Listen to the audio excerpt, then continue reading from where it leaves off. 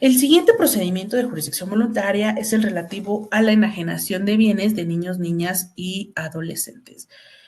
¿Cuándo procede o cuándo puede proponerse una jurisdicción voluntaria de esta naturaleza? Cuando los bienes sujetos a este procedimiento sean exclusivamente de niños, niñas y adolescentes, ¿no?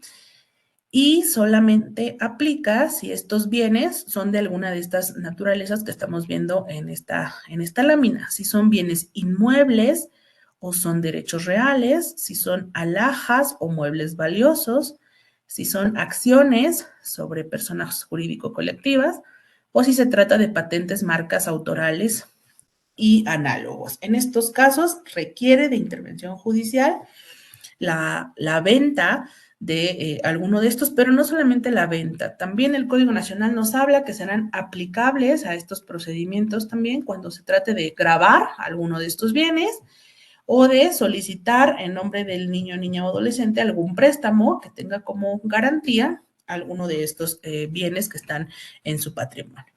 Entonces, el objetivo de este procedimiento es cuidar precisamente el patrimonio de niños, niñas y adolescentes para evitar alguna dilapidación que sea innecesaria o que comprometa, pues desde luego, su circunstancia económica, ¿no? Su capacidad económica o esta condición patrimonial que él tiene o ha adquirido.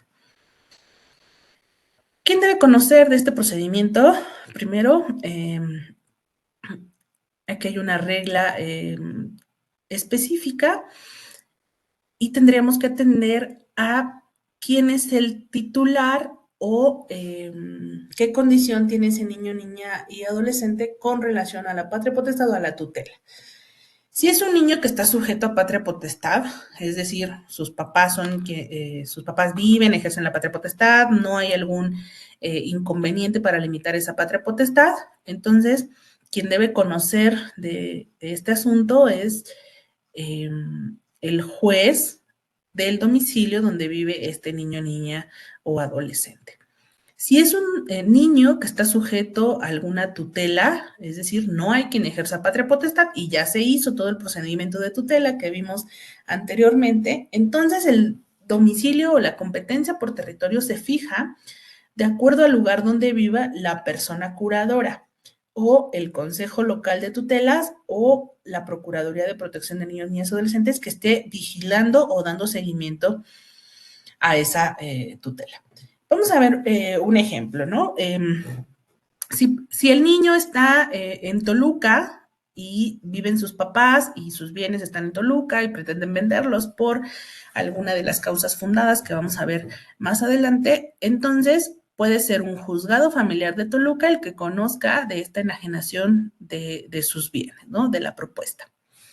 Pero si es un niño que, aunque vive en Toluca, el curador o la persona curadora está en Naucalpan y la tutela se otorgó allá en Naucalpan y quien está dando seguimiento a esta tutela es el DIF, la Procuraduría de Protección de Niños, Niñas y Adolescentes de Naucalpan, entonces quien debe conocer de esto es un juzgado familiar de allá. Porque en el caso de que el niño esté sujeto a tutela, la competencia se fija por la residencia de la persona curadora o de la Procuraduría de Protección de Niños, Niñas y Adolescentes que está dando seguimiento a esta tutela. En cuestión de la materia, también puede haber dos posibilidades, ¿no? Que conozca un juzgado familiar tradicional, como ya vimos, o un juzgado o el juzgado especializado en procedimientos no contenciosos relacionados con niños, niñas y adolescentes. En el caso de este juzgado, que ya dijimos que es de jurisdicción concentrada, pues ahí no aplicaría el hecho de que esté el niño en un domicilio u otro, porque este juzgado, reiteramos, tiene competencia en todo el Estado de México.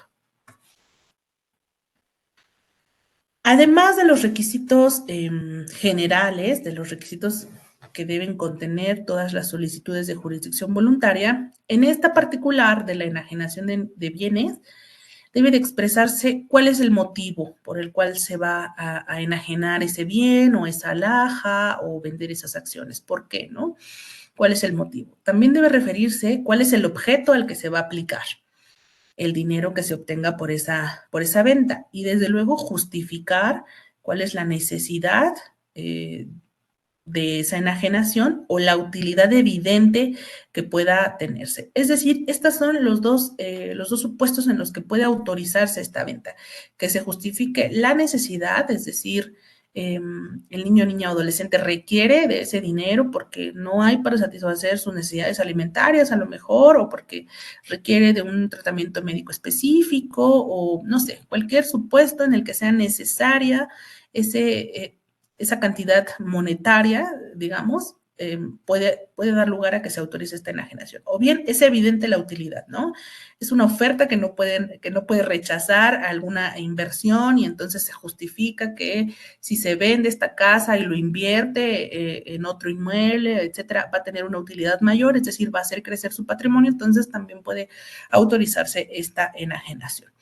A esta solicitud deben acompañarse también los avalúos correspondientes del bien que se pretenda enajenar y proponer cuáles pueden ser las bases del remate o de la venta. Es decir, si va a haber alguna cantidad de contado, cuáles son las garantías que se fijan, esa propuesta del solicitante, pero las va a calificar el juez si estas garantías son idóneas o no para autorizar esta venta. Si se satisfacen los requisitos de esta solicitud, tanto los de los generales que ya vimos anteriormente, como estos específicos que acá se están regulando, entonces emitimos un auto admisorio que debe contener ciertas características. Primero, darle intervención al Ministerio Público de la adscripción para que se pronuncie con relación a esta enajenación que se propone. Señalar una fecha de audiencia que tendrá por objeto desahogar las pruebas, los avalúos, pero además también escuchar al niño, niña o adolescente con relación a la venta de este bien. En su caso, es decir, si existe, notificar a la persona curadora para que comparezca a esta audiencia y también se pronuncie sobre esta enajenación. Dar la intervención a la Procuraduría de Protección de Niños, Niñas y Adolescentes y proveer sobre los medios de prueba que sean propuestos por el solicitante.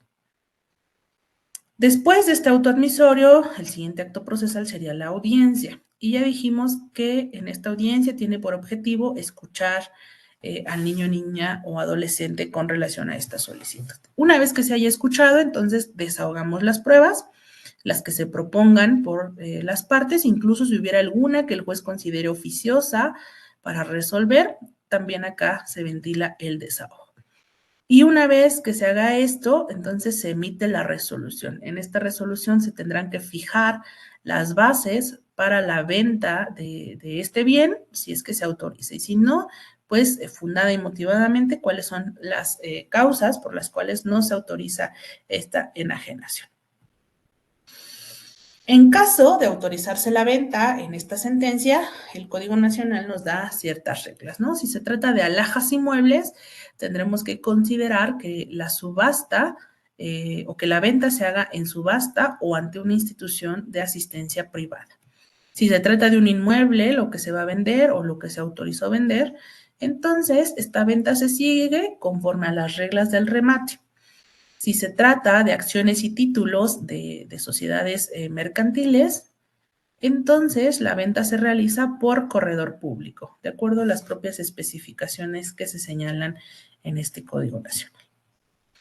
Se hace un seguimiento. También en la sentencia debe preverse este seguimiento en cuanto a la enajenación.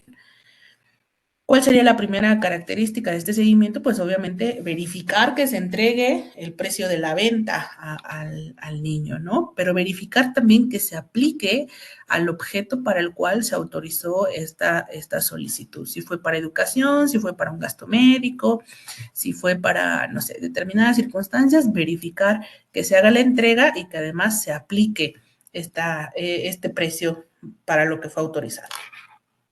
En caso de que no se haya hecho el pago de contado, entonces establecer cuáles podrían ser las garantías para asegurar de que van a cumplirse en tiempo y forma con esos pagos o con el remanente de esa operación, ¿no? Es parte también de este seguimiento que tiene que hacer la autoridad jurisdiccional.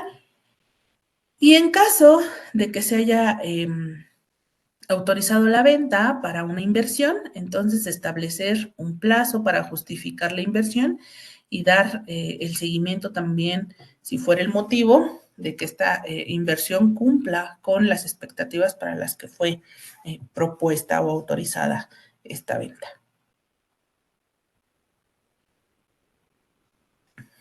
Este seguimiento se realiza, obviamente, hasta que se cumpla con el objetivo, ¿no? Si ya se entregó el precio de la venta y ya fue aplicada a los objetos o al objeto para el que se autorizó, ahí ya se ordena el archivo del expediente. Si ya se autorizó para una inversión y ya se realizó la inversión y la inversión va creciendo de acuerdo a las expectativas que se tenían, también ahí ya se deja de realizar el seguimiento. Es decir, acá no hay un plazo como en el nombramiento de tutores y curadores por el cual deba realizarse este seguimiento. Cuando se cumpla con el objeto, ya se deja de realizar este.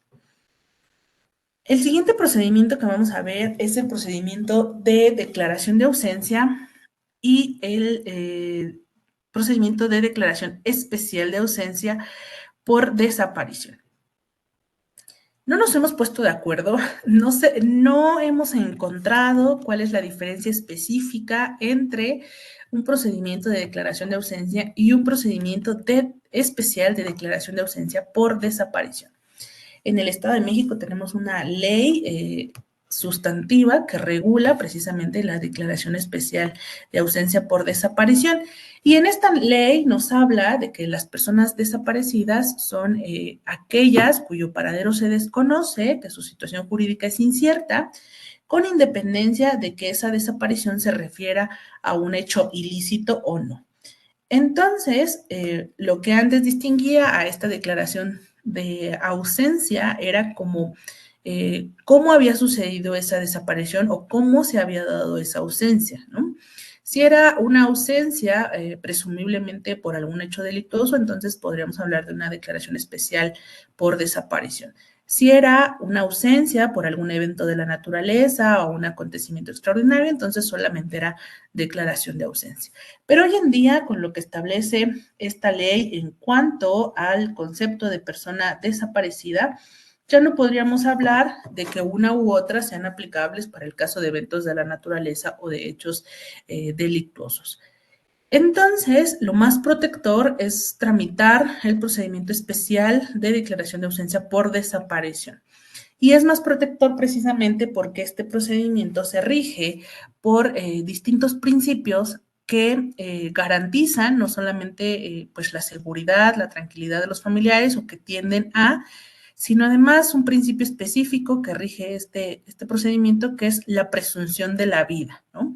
A contrario de la declaración de ausencia que teníamos regulada en nuestro código, que ya hoy en día esta figura está abrogada, pero que tenía como finalidad tramitar después un procedimiento de presunción de muerte. Ahora lo que se hace es presumir la vida, es decir, es una presunción legal que la persona está viva a pesar de su ausencia y entonces habría que asegurar pues el reconocimiento de su personalidad jurídica, la subsistencia de sus derechos en tanto aparece o en tanto se puede hacer una declaración en otro sentido. Pero no hay una distinción específica en cuanto a decir, en estos casos puede ser declaración de ausencia y en estos casos puede ser declaración especial de ausencia por desaparición.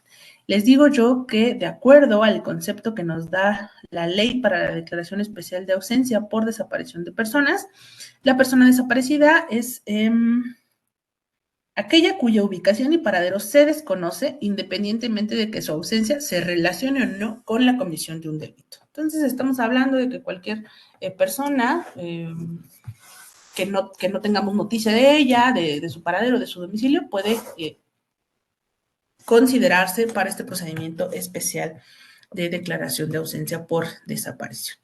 ¿Cuál es la finalidad de este procedimiento? La propia ley que ya les he comentado, el Código Nacional nos hablan primero de reconocer y proteger los derechos de la personalidad jurídica y de la persona desaparecida, pero además tiene como finalidad o como objetivo otorgarle medidas para la protección amplia a los familiares de la persona desaparecida. Hoy en día vemos pues todos los días, ¿no? Que hay casos de personas desaparecidas y además de la angustia que implica pues por sí mismo esta desaparición de las personas, quienes se quedan al frente de una familia o suponiendo si desaparecen los hombres, las mujeres que se quedan al frente de esta familia tienen además la angustia de cómo satisfacer las necesidades alimentarias de los niños, niñas, adolescentes que se quedan bajo sus cuidados.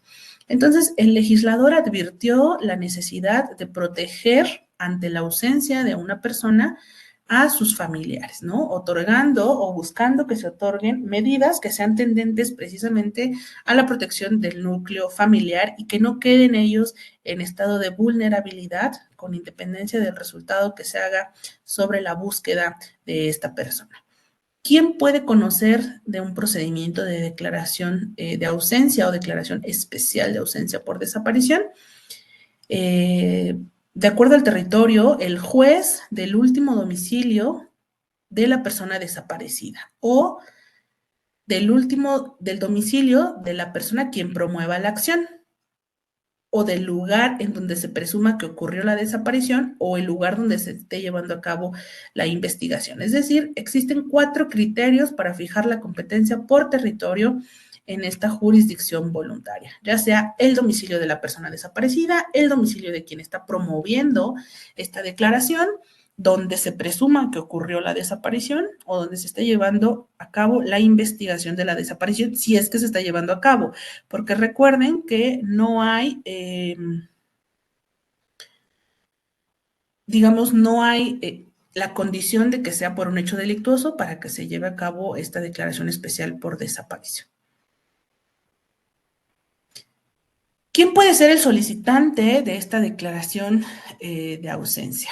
De acuerdo al Código Nacional, el artículo 621 habla de manera general cualquier persona a quien le asiste interés conforme a la legislación sustantiva.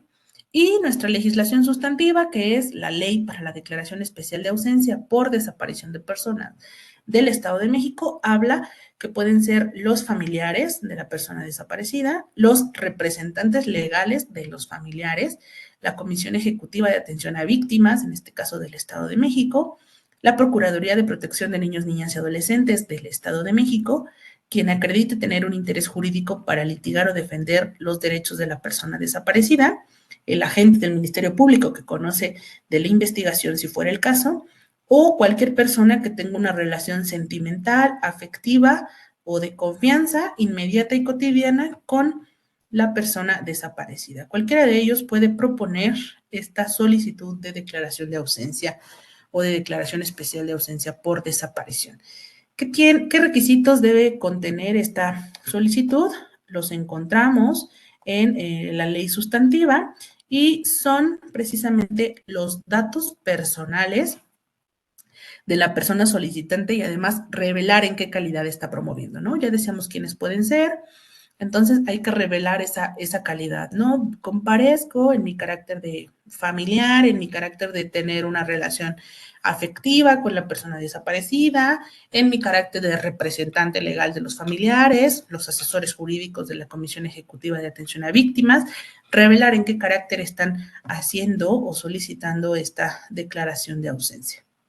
Debe contener también el nombre, domicilio, fecha de nacimiento y estado civil de la persona desaparecida.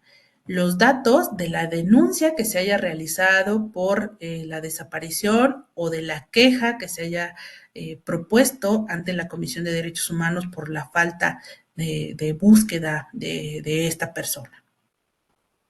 Es importante también conocer la fecha y lugar de los hechos relacionados con la desaparición o la última vez en que se vio a la persona desaparecida.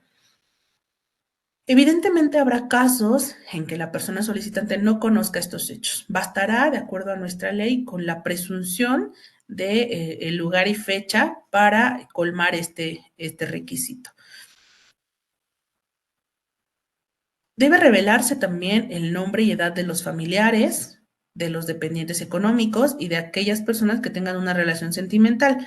Desde luego, porque este es el objetivo de esta jurisdicción voluntaria, de este procedimiento, ¿no? Asegurar que estas personas que pudieron haber quedado en un estado de vulnerabilidad ante la desaparición, pues ejerzan plenamente sus derechos, tengan garantizados el ejercicio de ellos mientras se encuentra a la persona desaparecida o se decide de manera definitiva su situación jurídica.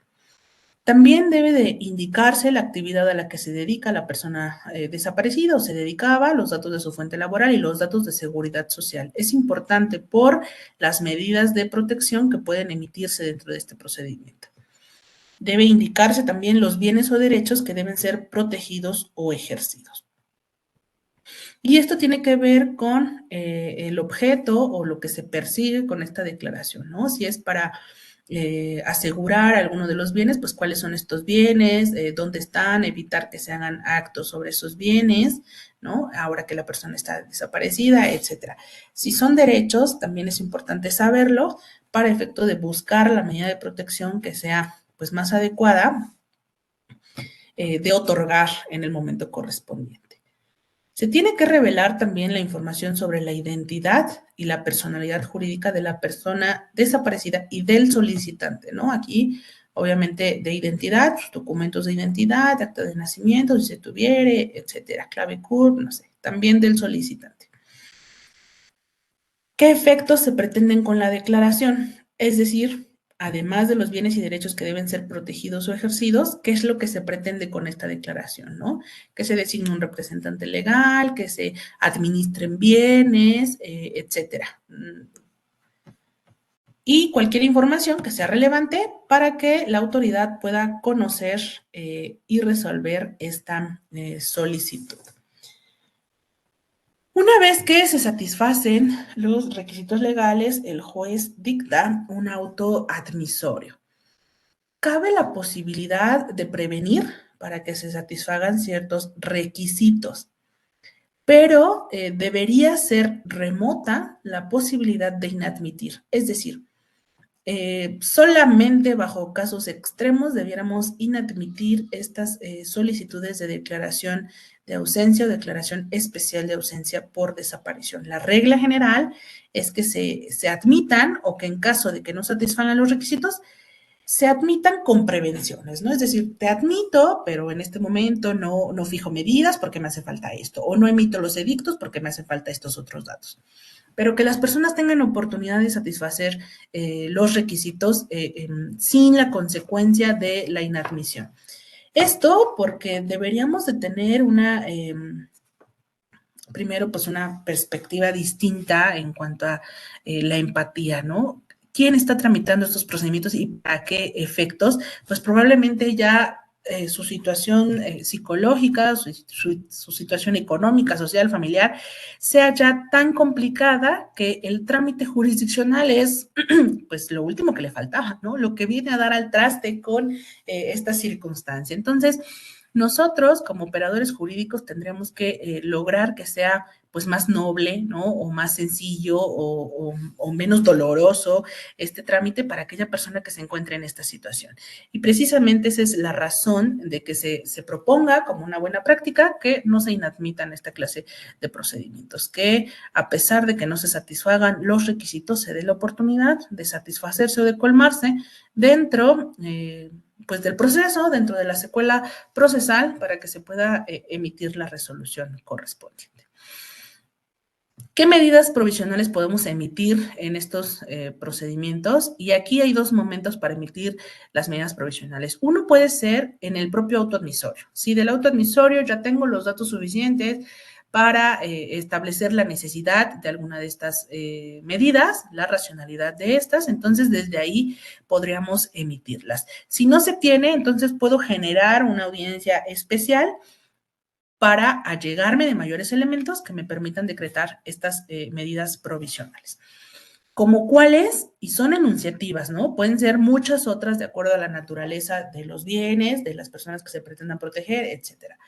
Pero de manera enunciativa, nuestro Código Nacional nos habla de guarda y custodia de niñas, niños y adolescentes, determinar lo relativo al ejercicio de la patria potestad de los hijos, ¿no? Determinar alimentos para los acreedores alimentarios, el uso y pago de la vivienda y vehículos, la continuidad en los servicios médicos o de seguridad social y acá también la continuidad de los beneficios de seguridad social. Desde luego, esto va a ser en tanto se lleva a cabo el procedimiento y una vez que se emite el procedimiento, fijar de manera definitiva qué efectos van a tener estas medidas provisionales con relación a la persona desaparecida. Ahora vamos a hablar de los efectos. ¿Qué efectos puede tener una sentencia que se dicte en un procedimiento especial de declaración de ausencia por desaparición o de declaración de ausencia?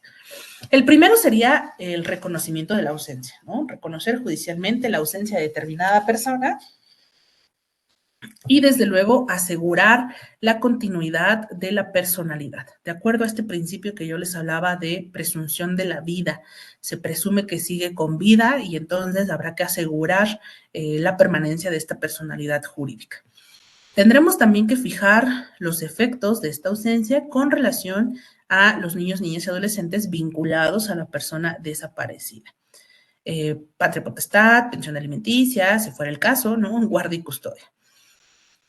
También tendremos que fijar los efectos respecto al patrimonio de la persona desaparecida, proteger el patrimonio de la persona. Sobre la seguridad social para los beneficiarios, se puede declarar la suspensión de actos judiciales, mercantiles, civiles o administrativos relacionados con la persona desaparecida, la inexigibilidad de deberes, prever lo necesario a la representación legal, es decir, quién o quiénes van a ejecutar los actos jurídicos de la persona desaparecida en tanto persiste esta declaración, qué tendrá que hacerse para el caso de que se localice a la persona, ¿no? Una vez que se localice, desde luego, pues quedan sin efectos las providencias que nosotros hubiéramos decretado en su ausencia, y él recobra pues entera disposición y capacidad para disponer tanto de sus bienes como de su familia, ¿no?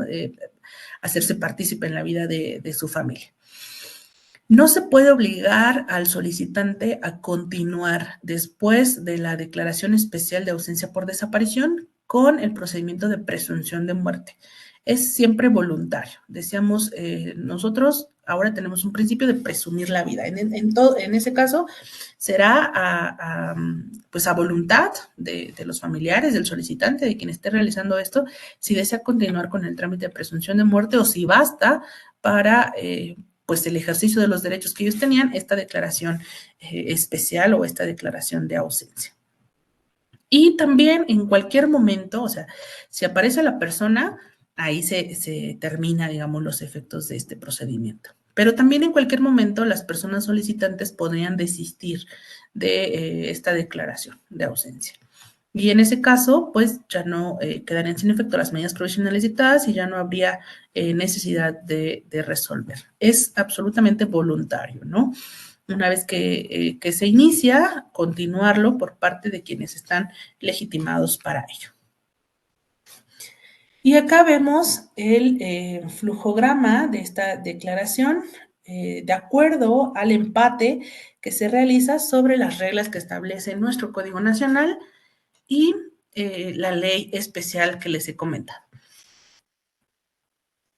Entonces, tenemos que hay una denuncia o reporte o queja por desaparición que puede ser presentada ante el Ministerio Público cuando es presumiblemente constitutivo de un delito o ante una comisión de búsqueda o ante la Comisión de Derechos Humanos, ¿no? Pasados 3 meses desde que se realiza esta denuncia sin que aparezca la persona, entonces se puede plantear la solicitud de declaración de ausencia o declaración especial de ausencia por desaparición.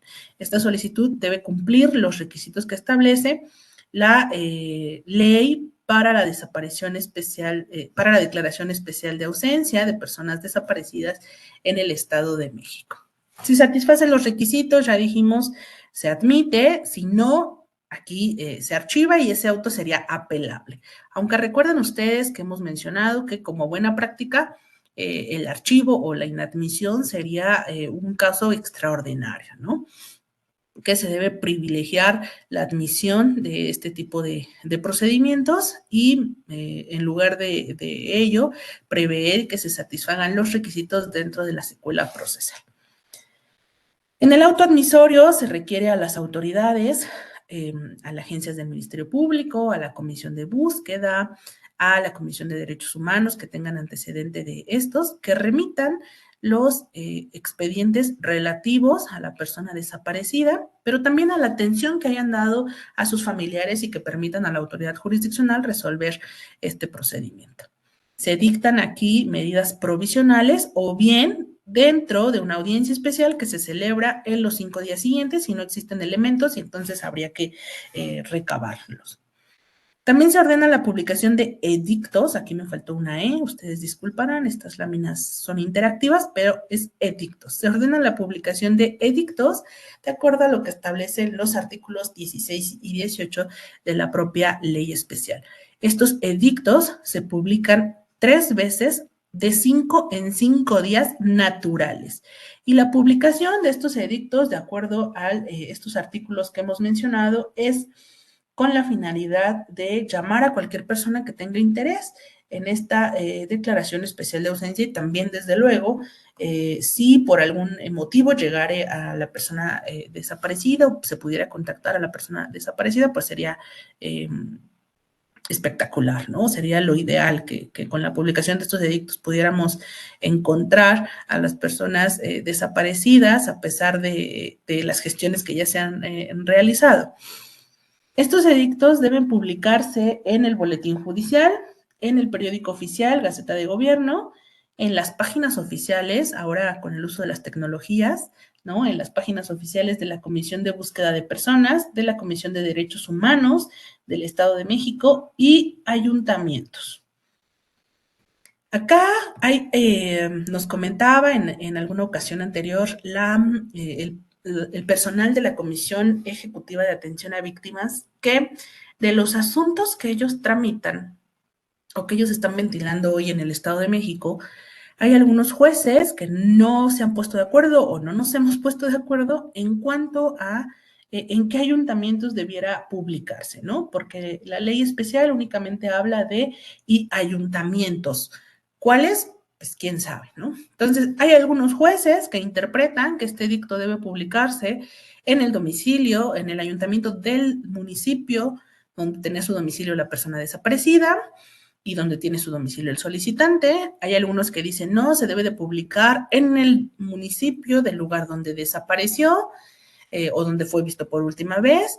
Y hay algunos extremos que han dicho que se tienen que publicar en los 125 municipios del Estado de México, ¿no? Entonces, pues eso sí está dramático, ¿no? ¿Cuánto nos vamos a tardar en publicar en los 125 municipios, considerando además las distancias?